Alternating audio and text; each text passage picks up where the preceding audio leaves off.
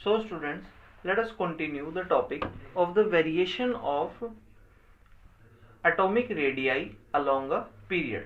हम variation of atomic radii के बारे में बात कर रहे हैं along a period from the left to right. ये किस तरह से चेंज होता है या किस टाइप का वेरिएशन इसमें आता है, जिसमें हमने सेकंड पीरियड के बारे में डिस्कशन किए.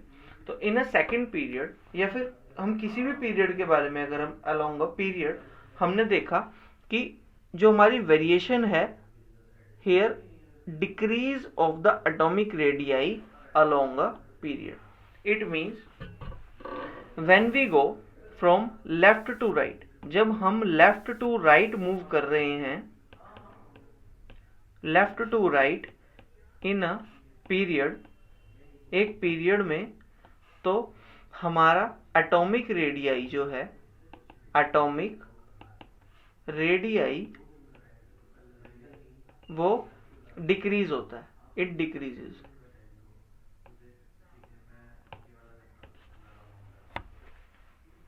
और ये डिक्रीज हो क्यों रहा है?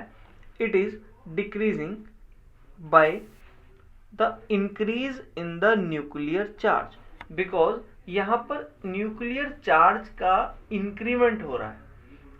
जब हम लेफ्ट टू राइट मूव कर रहे हैं अलोंग अ पीरियड, एक पीरियड में अलोंग अ पीरियड जब हम लेफ्ट टू राइट मूव करते हैं, तब धीरे धीरे हमारे पास आउटर मोस्ट शेल के जो इलेक्ट्रॉनिक कॉन्फ़िगरेशन में आउटर मोस्ट शेल में जो इलेक्ट्रॉन्स हैं वो बढ़ रहे हैं. अब आप सभी जानते हैं कि जो इलेक्ट्रॉन्स हैं उनका नेगेटिव चार्ज होगा. तो नेगेटिव चार्ज होने की वजह से इट मीन्स अगर हम बात करें अपने सेकंड पीरियड की, तो सेकंड पीरियड में हमारे पास जैसे कि लिथियम था, तो लिथियम का एटॉमिक नंबर आपके पास 3 है. तो 3 होने के साथ साथ इसका आपने इलेक्ट्रॉनिक कॉन्फ़िगरेशन की, देन यू गेट 2,1.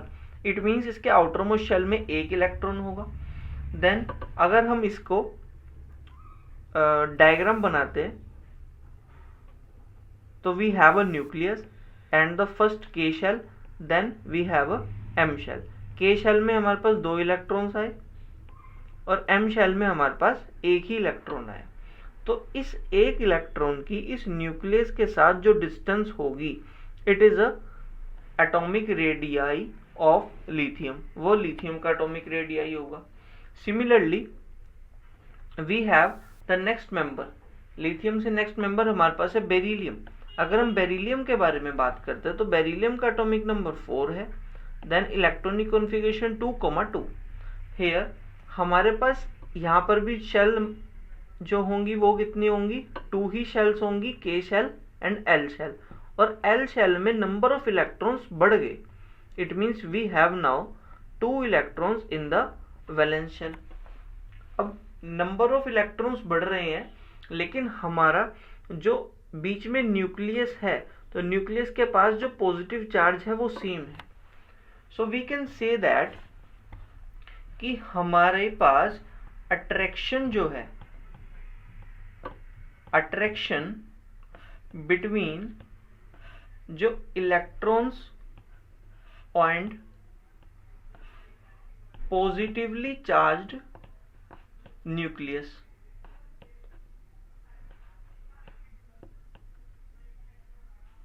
वो क्या हो रही है? It means attraction between electrons and positively charge nucleus वो धीरे धीरे इंक्रीज हो रही है from left to right, left to right in a period. And this is the basic reason of the decrease in the atomic radii along a period. इसी वजह से हम कह सकते हैं कि जो हमारा एटॉमिक रेडियाई है वो डिक्रीज हो रहा है along a period. अगर हम इसको थ्योरेटिकली समझने की कोशिश करें तो from moving left to right move करते time across a period the nuclear charge increases, nuclear charge बढ़ जाता है.